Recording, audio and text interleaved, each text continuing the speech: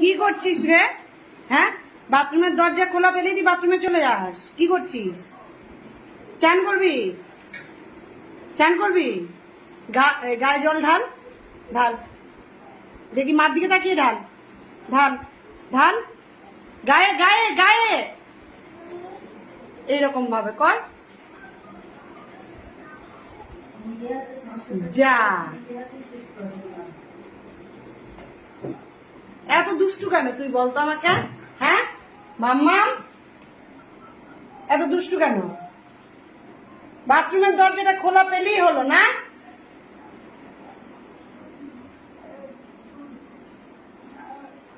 শুধু বদমাইশি। হ্যাঁ, রাম, এবার কলই খুলে দিলি। আমি চান করাবো না, কর নিজে নিজে চান করে যা, কর।